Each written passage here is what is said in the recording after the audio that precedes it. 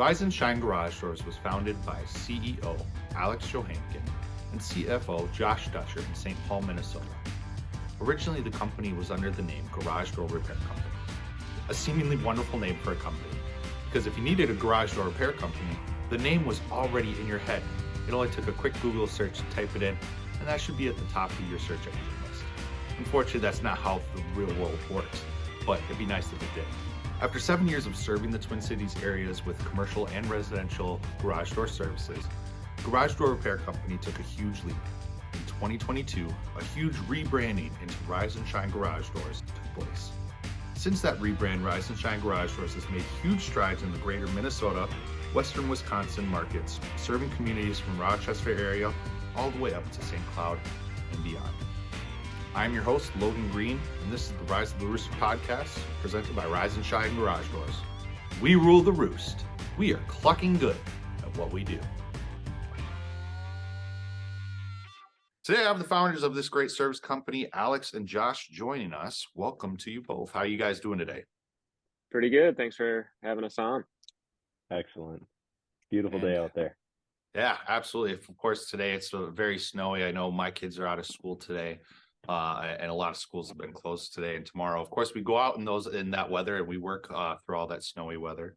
But I got a couple questions for you, just kind of learning a little bit more about Rise and Shine Garage Doors and how we best can serve our customers and our community. So kind of like the first question I have is, creating a company that has got to be a work of passion. I mean, in early days of building a company, there has to be a lot of blood, sweat, and tears that go into it. Not only gathering like the logistics to create an LLC, but the capital to do so, and then the knowledge to do the job well. Customers, and then to top all that off, you have to find people that want you to do work for them. What were some of the driving factors that kept you guys in building this company and bringing your passion along with you? First and foremost, I think the start of the business was one out of a necessity. For myself, I know I was in a financial situation where I didn't have a whole lot of other options. I had already tried starting a business once that had failed. My wife was very supportive, and me and Josh had always talked about working together. I reached out to Josh, told him, he already knew I was in the garage door industry and that I'd been doing this since I was 16. So it was something I was very familiar with.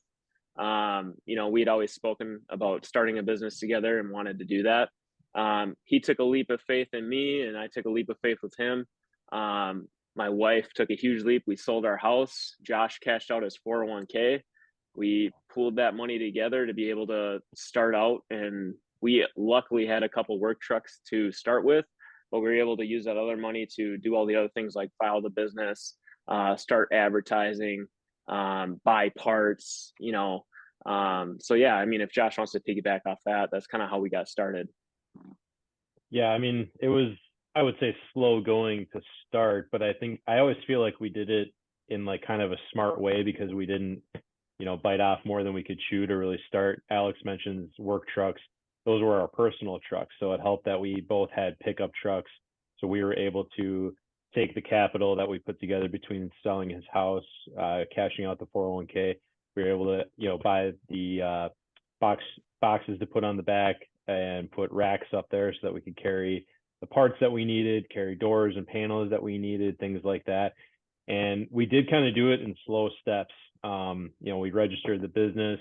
We started the process of getting a website built, building the actual logo itself. Like, sure, we came up with Garage Door Repair Company for search engine optimization purposes, but you still need something that people would recognize. And so we had recommendations actually from our website developer about this, logo competition is actually what it was. It was like this website, you can basically put the information on there and these different graphic designers will start coming up with ideas and then give you those ideas. And then you can kind of say like, what's good, what's bad. And then they refine it from there.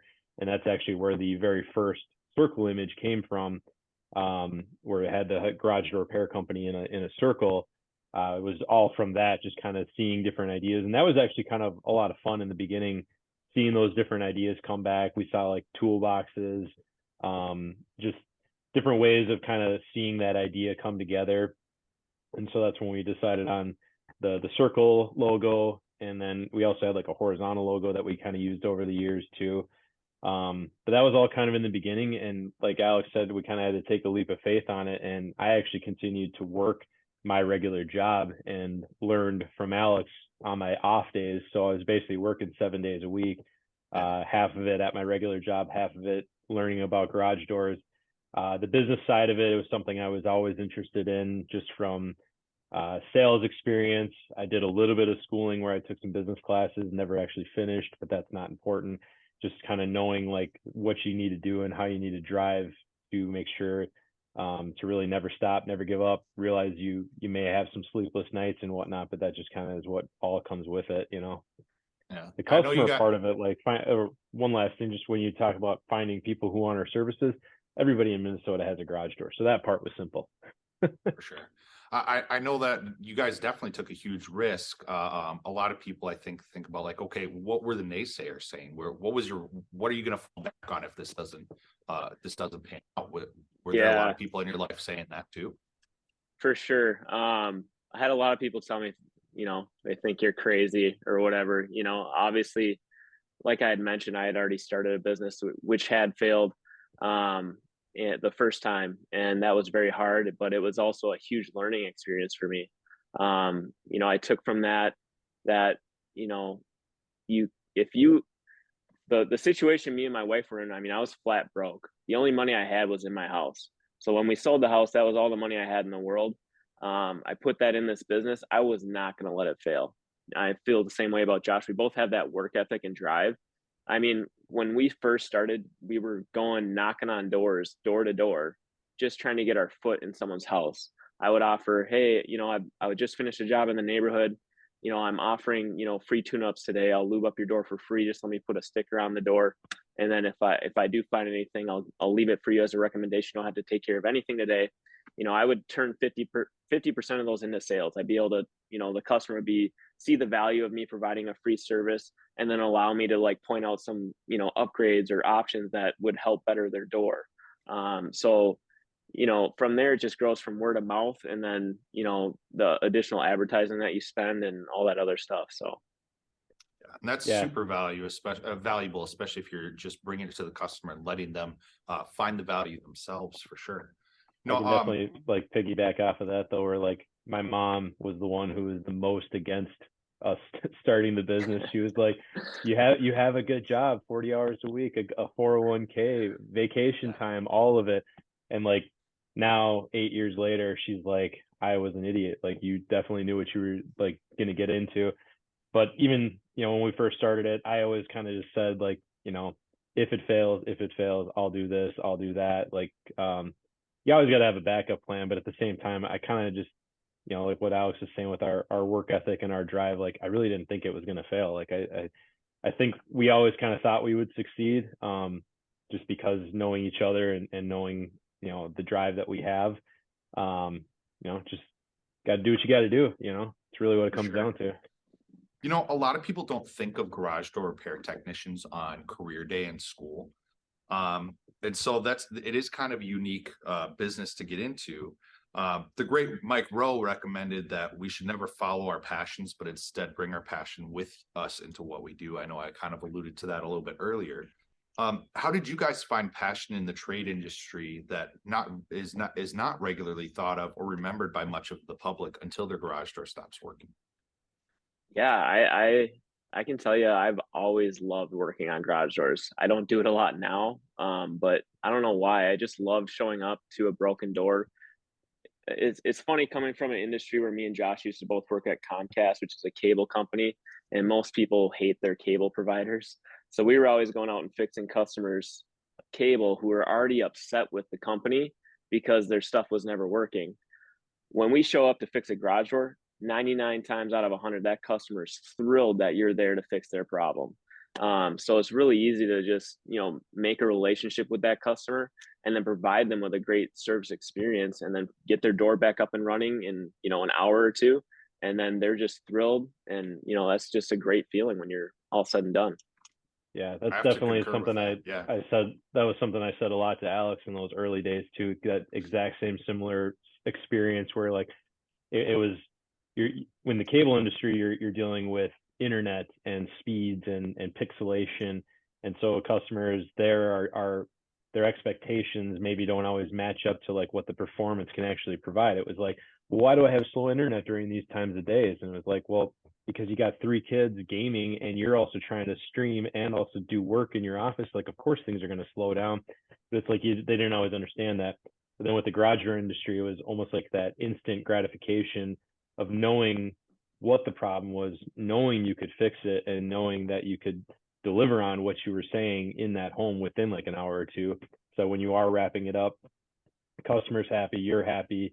You see like the fruits of your labor essentially almost instantly of like, oh yeah, I figured this out, I fixed it, or especially like a tricky one too, or it's just like, oh, I gotta kind of work through this, maybe do this a little differently, but then figuring it out and then getting it to still work, and then also getting, you know, that whole 5-star experience from beginning to end with the customer too, like just to see the smile on their faces once you run that door at the end of it, and they're just like, wow, I never knew it could be so quiet. Just, you know, Yeah. things like that, you know, I definitely enjoyed. Um, but yeah, I mean, trades wise, just same thing. I always liked working with my hands, and that's how I kind of ended up in the cable industry. Never really thought about garage doors until I actually met Alex, and that's kind of where that went for me. For sure. I have to concur with that. I mean, I was just fixing a door yesterday and I knew it was here in the shop, and you guys heard me woo for that one because I Yeah. was so excited, and I'd still do that at customers' houses too. I get Yeah. so excited when you walk up to a door that's completely messed up and then you finish up the repair and the customer has a working door. It's kind of like magic because you sell the job, they go inside, they cook dinner or do some work or whatever, they come back out 30 minutes later and their door is magically working, and that's just super exciting for sure. Yeah. And I a used lot to of always times tell, a go lot of ahead. times the garage door is, it's an emergency situation in a lot of scenarios. So when you get out there and you can, deliver on that promise that, no, you don't need to replace this door, I can actually fix this. And then they, an hour or two later, you knock on the door. Next thing you know, you hit the button, the door goes up and down, it's quieter than ever, and they're just blown away by the service and they're happy. So it's a Yeah, great feeling. I think my Absolutely. favorite one was when they would bump into the bottom section, maybe dented just a little bit, or it gets pushed out, and they're basically thinking they need a whole new door, and it's just like I can usually say, well, the good news is you probably don't need a whole no, excuse me, a whole new door. I probably can fix it, and then being able to fix it, and then again seeing that smile when you're done. That's absolutely huge. I often tell people that we are not only a garage door company, that we are actually a service company that fixes garage doors. Um, what does being a service company mean to you guys, and why is that distinction so important to you when you're caring for your customers? Yeah, I think it just means going above and beyond. I mean, there's so many companies out there, a lot of trade in the trades that you might even call their office, they don't pick up the phone. You fill out a website appointment form and they don't get back to you for 3 days. You know, my whole thought process and our whole thought process with Josh was from start to finish, that customer needs to feel like they're a VIP customer. The phone gets answered right away. The person who answers the phone is happy to greet them. They're answering with a smile. By the time our technician gets out there, there's been a text message letting the customer know that they're on the way. And then also just delivering that on-site experience where the first knock on the door and then the greeting is all polite and professional and the customer feels comfortable with you, and then going through and solving their problem and presenting multiple options to make sure you're giving the customer, the option to pick what's right for their home and their family. So and then just wrapping up, I mean, I remember when I was in the field, I would go above and beyond, and if there's a garage full of leaves or ice or whatever, I would sweep up everything, I would break up the ice chunks by the garage door, I do the little things that just set you apart from, the rest of the pack. Yeah, absolutely. And he talked about response time, and it's kind of funny because that's kind of leaked into our own personal lives now too. Like, because we were so responsive and people loved that so much, where it was like a website appointment form would come in, we would call immediately, and the very first response was like, "Wow, you guys are already calling. This is great," and people loved that. And so I'm guilty of like when I go looking for my own home services and people don't respond immediately, I'm just Yeah, like, what kind of business are you running? Like, I what feel is the this? same way. Yeah, I feel the Um, same way.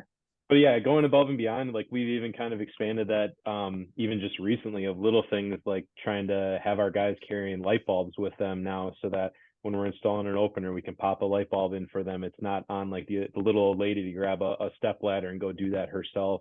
Talking to our service specialist about just kind of going above and beyond, like if that garage door, excuse me, if the garbage can is like sitting down at the end of the driveway, go grab it, bring it up real quick, and just say, hey, I pulled this up here for you. Just doing the little things that really matter is really what matters in a service company, not just a repair company. For sure. For sure. I mean, it's a lot of things are just connecting to the community there too. And they know that there's somebody out there in a giant truck with a rooster on the side of it, that those guys are here to help us. I think a big part of that is like what Rise and Shine does with sponsorships as well with local nonprofits. I know Rise and Shine has donated to some youth and adult sports and even like a local community theater. What has been making those connections with your community meant to you guys individually?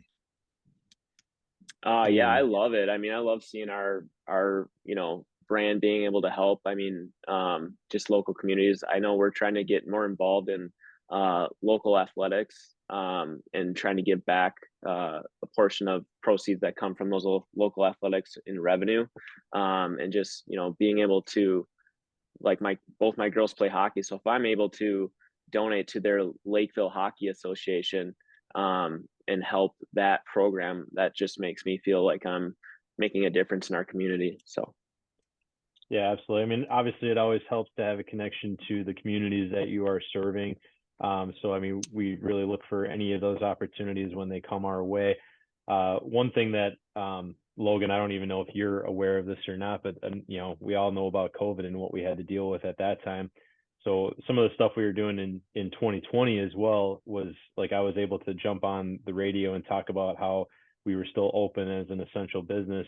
But then we kind of thought about how, like, hey, we are still open, we are still working, but there's a lot of places that aren't working. So what could we do there as well?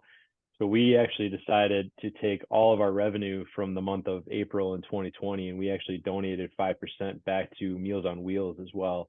So that was something that we just wanted to do, knowing that we were still working and a lot of people were not working, and just trying to come up with some ideas of different things that we could give back during that time. So anything that we can really do, to try and help people out is really what's important to us. Yeah, I absolutely did not know about that at all. That's awesome. I know I didn't join the team until later into 2021. But that makes me feel really good to be working for a company that does truly care for the community in such a way, especially when the community, you could see the community was hurting, and then you guys didn't just watch back and be like, I hope somebody takes care of this. You guys stepped up and became the solution for that, or at least part of it. I mean, I kind of been telling the guys when I've been training them in, and I was just like, hey, if you see a need, fill a need, just take care of it. And you guys absolutely exude that as leaders, and are really showing the guys how to do it rather than just telling them to do it. I can't tell you how much I appreciate that, being a part of this team. So thank you for being true leaders in that regard. But one other thing I kind of wanted to bring up was, what are some of the other determining factors that set us apart as a service company, as well? And what services are we providing that set us apart from the competition? sure. I think it starts with the people that we hire, and the investment that we make in everyone that we hire. We first of all, we do background checks and drug tests on anyone that gets hired here, to make sure we're hiring quality applicants. And then two, we invest a lot of time in training, and just making sure our all of our team members have the correct tools and training and processes to get the job done right the first time. And then when they're actually in a customer's home, providing those options, I think, is key. Making sure that you have a premium, mid-range, and economy option for every customer, so that, like I said before, that they can make the right decision for their family. I find it hard that some companies just might stick with one option, where they just shove one option in a customer's face and says, this is the only option for your door or your system. And usually that's not the case. Usually there's multiple options. So I think that's the way that we set ourselves apart. And then always just reevaluating our training process. I mean, we're constantly changing things. I know you're a huge part of our training process, and I know you've changed the training process probably 100 times already. I'm trying my best. I'm trying my best. Yeah. I'm trying to narrow it down how many times I change it, but for sure. Yeah. Absolutely.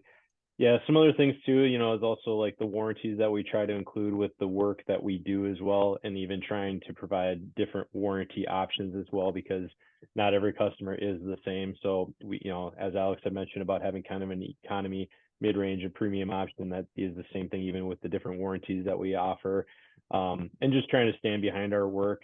The other thing too is just being a local company as well. Not everybody would kind of look at our brand and our logo and everything and immediately think that we're necessarily a couple of guys that grew up in Anoka and Blaine and have lived in this state all of their lives and whatnot. So kind of that reminder of just that we are a local small company, just trying to deliver, you know, 5-star service for everybody.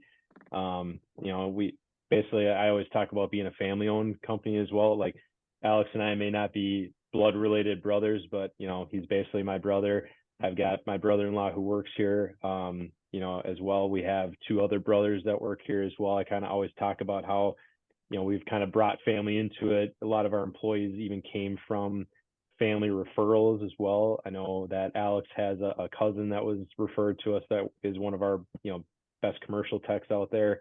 Even then one of our admin, who's a rock star of the company, she was referred to us from Alex's cousin as well. So like, even maybe we're not all related, but it's definitely that family environment. So I like to still say we are a family run company because we do have that idea in our heads when we kind of operate on a day-to-day basis. Yeah, I think a big thing comes back to culture. The culture of this company is huge, and we've really invested a lot of time and energy in trying to make it a great culture for everyone that works here in a great environment.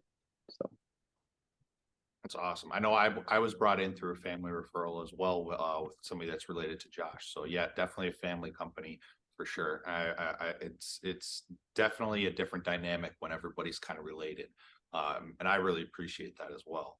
You know, a lot of companies thrive when they set goals, and our Rise and Shine Garage Doors is no different. What goals for improving customer experience have you guys been excited to roll out, and what other services are we working on to expand to provide for the customers?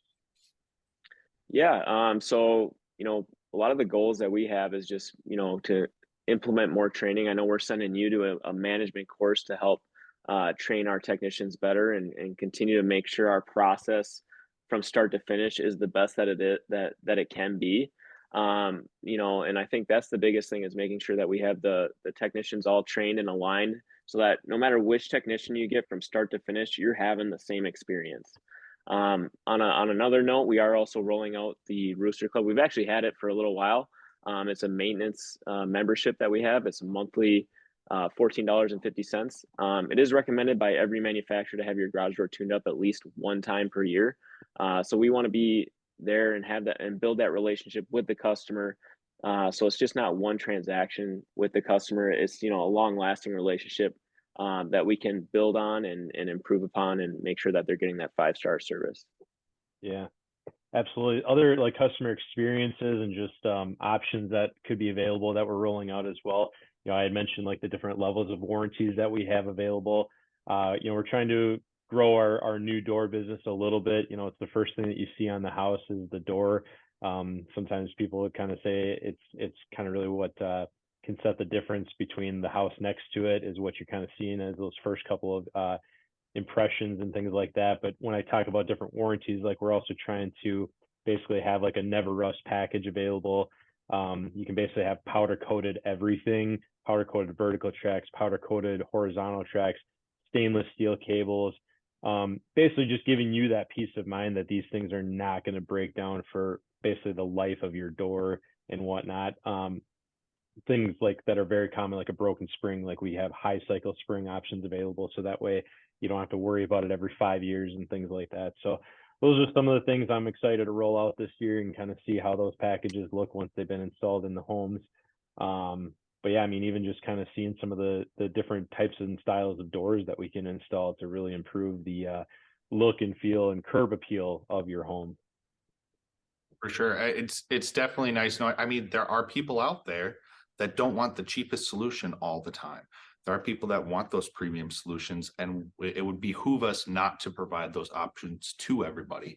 And that's something I'm really excited to be a part of as we continue to move forward. I mean, one thing I kind of bring up is like, we are not the cheapest. We don't want to be the cheapest. We don't plan to be the cheapest. But I just have a little bit of a question based off of some things that are kind of going on in today's market. Everywhere else, I mean, prices are going higher and higher. I mean, sometimes without notice. How are you as owners actively ensuring that customers are coming first when faced with rising inflation? I think you gotta just, make sure that you're providing a better service than to match the cost. If you're not providing, the best service, or a service that's matching the cost that the customer's picking, they're not going to be happy, and they're not going to leave you a good review. As long as we're delivering on what we promise, which is from start to finish, you're going to feel like you had a VIP experience with our company. Then that's going to relate to getting a five-star review on Google or Yelp or Angie's List at the end of the job. So I think as long as we're focused on that, and then focused on providing our technicians the ability to do that with the right tools, we'll be in good shape. Yeah, kind of circling back on something we touched on earlier in this episode about our employees themselves and how we try to reinvest in our employees and trying to build that culture. Well, it's also really hard to build a culture if you don't also pay appropriately as well. So to also be able to pay those guys appropriately, we also need to somewhat charge appropriately. Now, I don't want to go down a whole like spreadsheet of different costs and things like that, but that is part of why our services do tend to cost a little bit more, because we do go through that process of vetting out the certain candidates that we do hire and bring into our company to make sure that they are delivering that 5-star experience from beginning to end. It's not so much about what the cost of something is, but the experience that you actually have with our company that's more important to us. But that always starts with those employees coming through the door and making sure that those are the right people for this place. Yeah, I couldn't agree more with you guys on that. I mean, the next kind of question I have is, it's a subject we're going to dive deeper into in a later episode. But in an age of like DIY and people always trying to do it themselves just to save a little bit of money, a lot of customers are opting to do some garage door repairs themselves. What would you say is the biggest value when having a professional install a garage door or provide repairs to the customer? Safety. I think a lot of people might look at a garage door and think it's a project that they can tackle. But in most scenarios, we've gone out countless number of times to customers' houses that have tried to, handle a broken spring or install a door themselves, and end up with a, unfortunate hospital visit. I know a personal experience of mine. I went out to a customer's house that he was just trying to change a roller. He didn't know that the bottom bracket was under tension from the spring system, so he just unscrewed the bottom bracket. The thing shot up and hit him right in the face. When I was out there, there was still blood on the floor, and he had stitches going all the way down his forehead to his nose. And he ended up screwing up his door worse. And I actually was able to repair it. And he was like, "I'm never touching this thing ever again." So yeah, that would be my, caution to customers that want to do it themselves. If they already have experience, I can understand. But if you have zero experience, I think you have zero likelihood of that outcome being positive at the end of it. for sure. Safety definitely number one. Number two is probably just peace of mind, because again, if you're doing it yourself and something else goes wrong, that only falls back on your own shoulders. Whereas if you do have a professional company that's also providing a warranty, backing up the work that they do, having professionally trained employees and things like that, you have that peace of mind that it's being fixed right the first time, and then you won't have to worry about things. This is also why we built our own in-house training facility, so that we can also train our technicians in-house here. And that way, if they are making mistakes or screwing anything up, they're doing it here before they ever step foot in your garage. So that's really important to us, to make sure that we take care of that training in-house before they come to your house. But yeah, safety is number one. I even have a gouge in my leg that is a scar now that I could show you, where as I learned as well, like I had to learn how to do it safely and effectively and whatnot. It's it's a dangerous thing. The garage door is the largest moving mechanical object in the home. Not everybody really thinks about it until it actually breaks, but it does need to be maintained. And safety and peace of mind are probably number one and number two right there. Absolutely. And I'm happy we're going to dive deeper into this in our next episode. I already pulled a lot of the statistics out for it, and it's some shocking information when you find out truly how dangerous these things can be, and why it's so much more important to have a professional really look at this. So I'm glad you guys brought up those points. I got one more big question for you guys. I mean, you guys know I've been asking a lot of questions to the guys on our team about their goals, their personal goals, and their professional goals. What would you say is the biggest goal for Rise and Shine Garage Doors in the next 5 years? That's a great question. That is a great question. So we obviously have our goals for this year. I know you're aware of our current revenue goals, but I truly believe that this company could be in multiple markets, and by multiple markets I mean multiple states, easily in the next 5 years, as well as just continuing to grow. I envision this company being a $20 to $30 million revenue company at some point. So I could definitely see that being the case in the next 5 years. Yeah, absolutely. Just I would say growing the culture that we've already kind of built here. Kind of interesting seeing where we were when we started this thing 8 years ago, and kind of where we were even 15 months ago. We basically kind of revamped our business model, and that's kind of what you have to do though as a business, is you constantly have to be revamping things. So yeah, I mean, I would love to see us in other markets. I would love to see the company just grow as a whole, but I just want to make sure we maintain like the culture that we've kind of set in place, and continue to build off of that, and make sure that we're taking care of our employees and their goals and things like that. I guess I don't have an exact place I want to be in 5 years. Yeah, revenue goals are great, but I don't know, where do I want the business to be? I'd have to think a little more on that question. But I am excited to see where it goes. I'm excited to see where we started, to see where we've come since then, and really excited to see where we go. And I just want to keep on growing and keep on adding to what we've already started here. Yeah, I think another, just to piggyback off that with the culture, with having you guys have those regular meetings and the monthly one-on-ones where we're asking our technicians what their personal goals, what their professional goals are, it's important to know, because right now a lot of these guys, they're at the ground floor of what I think is going to be a big opportunity. I mean, like I said, we have big goals as owners, and we have big goals as a company. And as long as we can maintain the culture that we have and continue to grow, there is no really ceiling on where you can go here.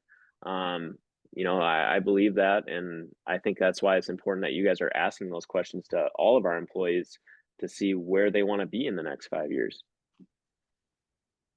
Yeah, for sure. No, I just had a one-on-one meeting today, and I was actually just talking to one of our guys that's really prominent in the business about, he wants to go to flight school.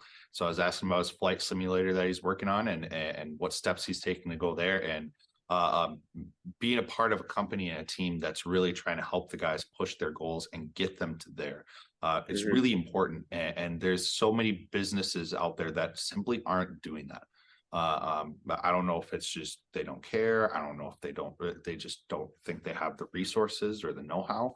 But I'm really excited to continue to push the guys out there and the gals to achieve their goals financially, personally, and professionally. And I can't thank you guys enough for giving us the opportunity to really kind of explore those opportunities and really try to find ways that we can get them achieved. But I'm excited to be a part of a team like this. I'm excited to see where Rise and Shine Garage Doors continues to grow. It makes me feel really good to wake up every day and have a purpose when I come to work. And I truly have found passion in this line of work. I know some of the other guys have too, just by talking to them. But yeah, I'm ready to wrap up this first pilot episode. I really can't thank you guys enough for coming on this with me and continue to add value and share information with the customers. But do you guys have anything else you guys want to say before we wrap this up? No, I think this went really good. I'm looking forward to the next episode. Absolutely, yeah. I mean, it's always good to be able to tell our story. So thanks for taking the time. Not a problem. Happy to do it. I mean, we got to make sure everybody out there knows that we rule the roost. So thank you That's guys right. very much. We're clucking good. What did you Good at just what say? We rule the roost. What the clock? Thank you guys. Awesome. I appreciate it. Thanks. We'll All talk right, to you guys guys. later. Talk to you. Bye. Bye.